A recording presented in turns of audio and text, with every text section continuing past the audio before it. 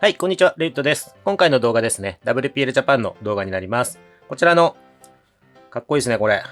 これ、僕すごい好きなんですけど、商品名がですね、WPL ジャパン専用 V1 タイプアルミホイルセット。こちらについてのですね、ご紹介と解説の動画になります。まず、こちらなんですが、V1 タイプっていうぐらいなんで、これですね。この RTR モデルのこれがついてくるのは C14、あとは C24 ですね。それについてくるホイールがこの V1 タイプなんですけど、それのアルミバージョンっていうようなイメージになります。で、デザインはですね、基本的には同じような感じなんですけれども、こう見ていただくとわかると思うんですけれども、やっぱりこの樹脂成形で細かく表現されているのに比べると、さすがにこちらの方がちょっと省略されている部分もあるかなと。ただ逆に、このボルトとナット、これが表現されていると思うんですけど、どちらもですね。それはやっぱりこちらの方が思いっきり実物で再現されてるんで、裏側からですね、この M2 サイズのキャップスクリュー、ボルトですね。これが貫通していて、こっちから実際にナットで留めてるっていうような形になってますので、そのあたりの見た目のリアリティっていうのは断然こっちの方が上なのかなっていう感じなんですけど、これがですね、V1 タイプのホイールに対して、これがですね、この V1 のノーマルのホイールと、同じようなデザインでアルミバージョンになってるという感じになります。じゃあ、ちょっとまず注意点から、まず1点目がですね、これ他のアルミホイールも一緒なんですけど、空気穴が開いてないんで、ちょっとそこをご注意くださいと。こう見ていただくと一周どこにも穴が開いてないんですよ。で、樹脂ホイールは、こう、穴が開いてるんですね。他の動画でちょっとご説明してるんですけど、こうたまに成形不良で穴開いてないこともあるんですけど、一応跡はあるんで簡単に穴を開けれるんですね。で、開いてないホイールもあるんですけど、これですね。この V3 タイプのホイールも開いてないんですけど、開けたい場合は樹脂なんで比較的簡単に穴が開けれるかなと。ただし、これはアルミのホイールなんで、穴がないから開けましょうって言っても結構難しいので、基本的には穴は開けられないっていう前提で、考えていただくのがいいかなと。僕がもし開けるなら多分この辺から斜めにこう貫通させて、この辺に穴が出るような感じで穴を開けると思うんですけども、ちょっとそれは上級者の方向けのご案内っていうような感じになっちゃうので、この動画ではご紹介しないんですけれども、ですので基本的にはですね、穴は開けられないと。で、穴が開けられないと何が良くないのかっていうと、これは人によって考え方とかいろいろあると思うので、別にこれがすごいデメリットっていうわけでもないんですけれども、ちょっとタイヤつけてみますね。タイヤをつけて、穴が開いてないとどうなるかっていうと、これ、タイヤつけました。で、走行が前提だと接着していただく形になりますので、これ瞬間接着剤でここ止めないといけないんですけど、止めた時に空気の出入りする場所がないので、ちょっとギュッと押してみますけど、こう反発しちゃうんですよ。で、もうちょっと強く押してみますね。そうすると、こんな感じで、今空気がパシュッと出たんですけど、これぐらい空気が出にくいんですよね。今、瞬間接着剤で止めてないのに、それでも空気がこう、なかなか出ないような感じなんで、これ瞬間接着剤で止めると、基本的にはもう空気が出ないと。そうすると、こう、押された時に、空気がちょっと中で張ってしまって、こう、ペコッと凹みづらいというのがあります。ただ、これは、例えば競技用のバギーとか、競技用のオンロードの、ツーリングカーって言われるようなジャンルとか、そういうものだと、穴がないって大丈夫って感じになると思うんですけど、この WPL っていうラジコンに関しては、正直ですね、この空気の出入りする穴が開いてなくても、そんなに支障がないかなって個人的には考えてます。空気がないと一切凹まないかっていうと、全然そんなことなくて、こう、例えば岩場みたいなところをこう走行させていて、こうペコッと凹むような状況であれば、全然凹むんで、そこは問題ないかなと思います。はい。じゃあすいません。ちょっとこの話だけで長くなってもいけないので、とにかく空気の出入りする穴がないというところで、ちょっともし需要があれば、そのお話はそれだけの話でまた別の動画作りますので、よければコメント欄からですね、ご希望いただければと思います。はい。で、次がですね、はい。で、次がですね、2点目、ご注意くださいというところの2点目なんですけれども、これがですね、ネジの付け方、一応2パターンあるんですよ。これが普通の付け方です。ナットがこっちに来てますよね。六角ナットが。で、これがですね、別のパターンの付け方で、ナットが反対側に行ってます。で、キャップスクルーの、このネジの方ですね。ネジの方の頭がこっちに来てるっていう感じ。こんな感じで。で、これは裏側にナットが来てるんですね。で、これはもうデザイン的な好みになるので、どちら側で付けていただいてもいいと思うんですけれども、こっちだけ注意が必要で、これちょっとネジが長いんで、裏側に結構こう出ちゃうんですよ。で、僕はちょっと試した限りでは、RTR モデルのノーマル状態、C シリーズですね。C142434。この C シリーズのノーマル状態で、これをつけると、干渉はしませんでした。で、メタルアップグレードパーツセットをつけてる場合に、リアは干渉しないんですけど、フロントは思いっきり干渉しました。このネジがですね。なので、その点ご注意くださいっていうところになります。もし、このパターンで付けたい場合に、メタルアップグレードパーツセット使ってる場合は、ご自身で加工していただく。つまりこのネジを切るっていう、ちょっと難しい作業になるんで、それがもちろんできる方はご自身の、自己責任の範疇でっていう形にはなっちゃうんですけども、加工して取り付けていただくことになるんじゃないかなと。で、ちょっとその加工とか難しいなという場合には、こっちですね。この付け方で、やってくださいと。なので、今回の動画ではですね、基本こっちをベースに組み立て方ご説明させていただきます。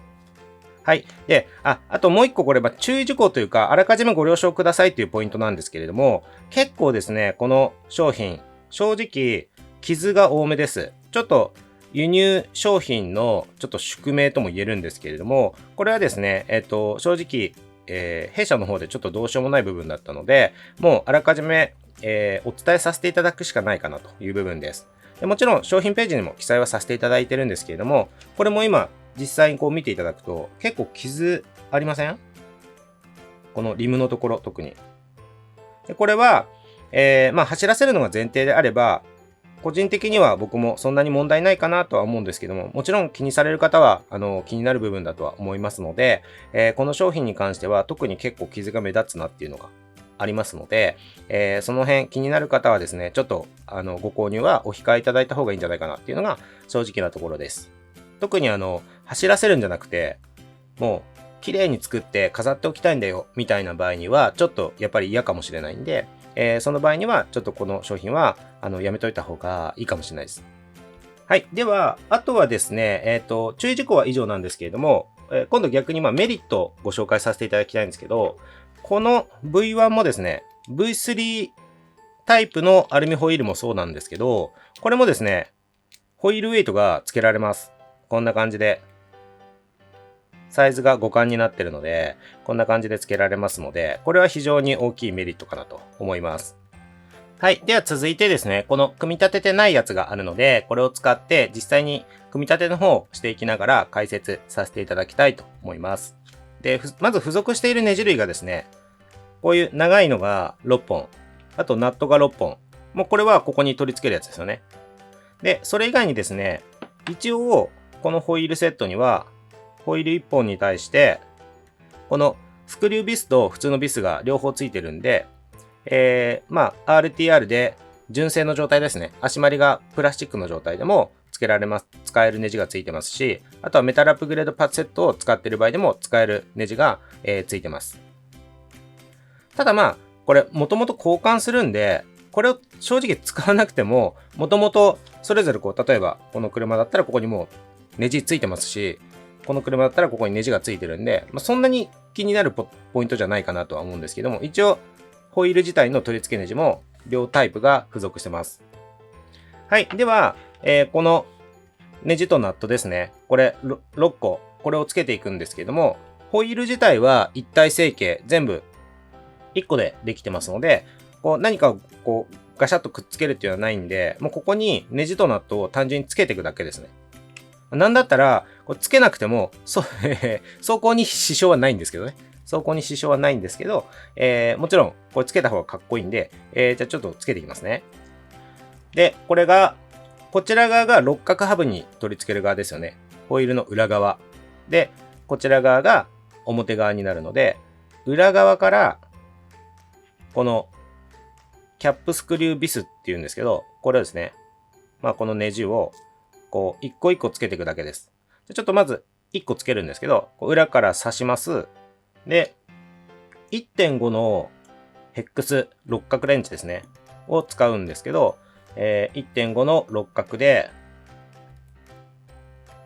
裏から回しながら、このナットですね。このナットを、こんな感じで、こう回して、つけるだけといえばつけるだけなんですけど、ちょっとここでご注意いただきたいのが、ちょっと画面で見づらいかもしれないんですけど、この六角ナットの向きによって、真ん中のこの丸い部分、ここに干渉しちゃうんですね。で、ある程度このナットを入れたら、干渉しない位置で、こう引っ込めちゃった方がいいと思います。こんな感じで。干渉する場所があって、こう角が出た状態で、六角ナットの角が出っ張った状態でこう締めていくと、ここがですね、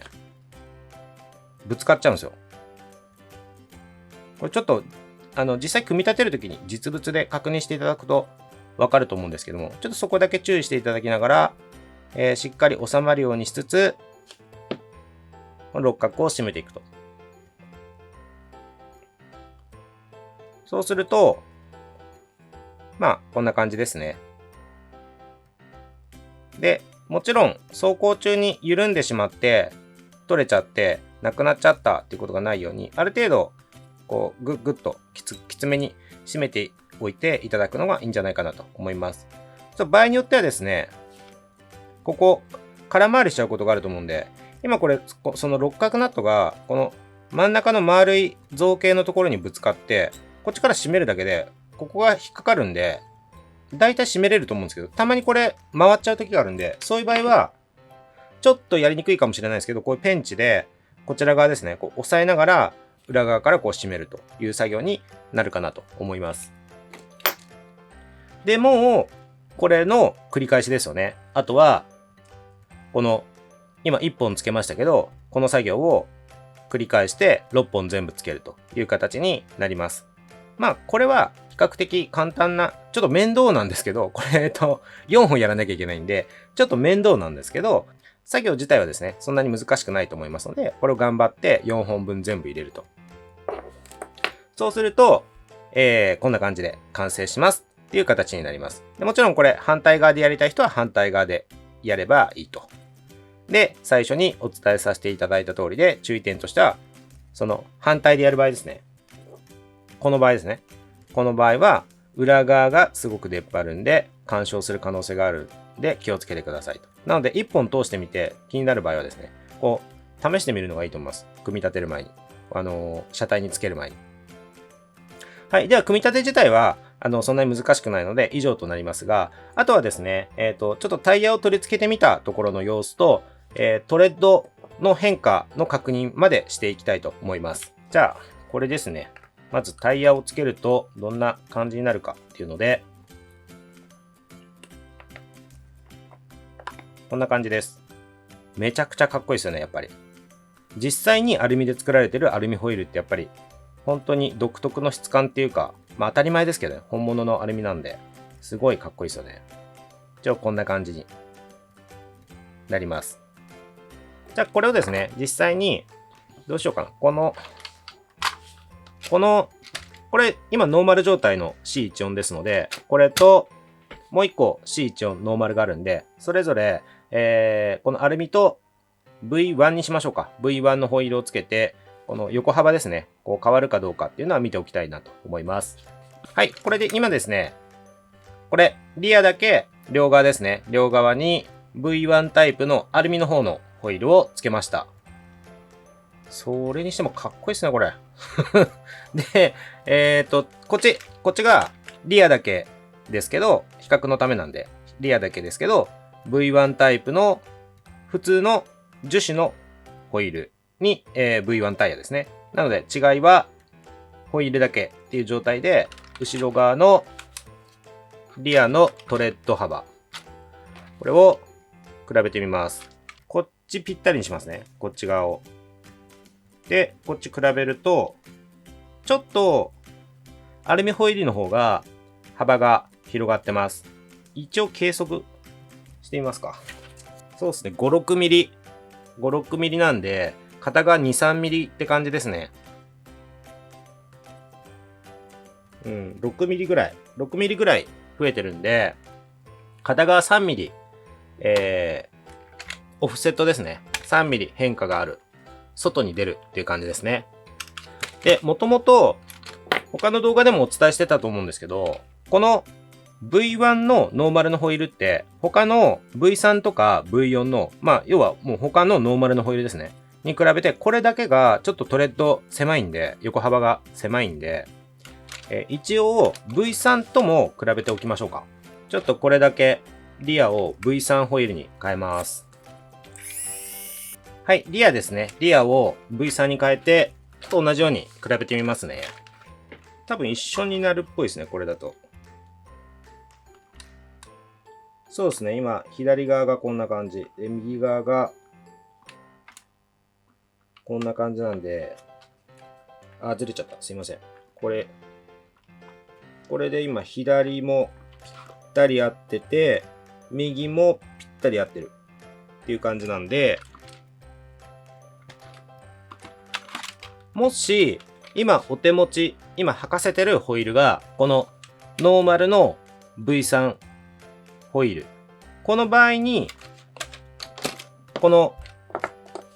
ホイールに交換したらトレッドの変化は、ほぼないと思っていただいていいと思います。繰り返しになりますけど、さっきですね、この V1 ホイール。この V1 ホイールを履いてる場合に、この V1 タイプのアルミホイールの方に変えると、トレッドが6ミリぐらいに広がってたんで、オフセットでの変化で言うと、プラス3ミリっていう感じになりますよという感じになります。ちょっといつもながら目測だったり実測値でちょっと若干アバウトで申し訳ないんですけども、一応参考にしていただければと思います。はい。ではですね、今回の動画以上になります。もしもうちょっとここが知りたかったよとか、こういうこと試してほしいんだけどっていうのがあれば、またお気軽にですね、コメント欄からご希望、ご要望、あとご質問いただければと思います。では今回の動画以上になります。ご視聴いただいてありがとうございました。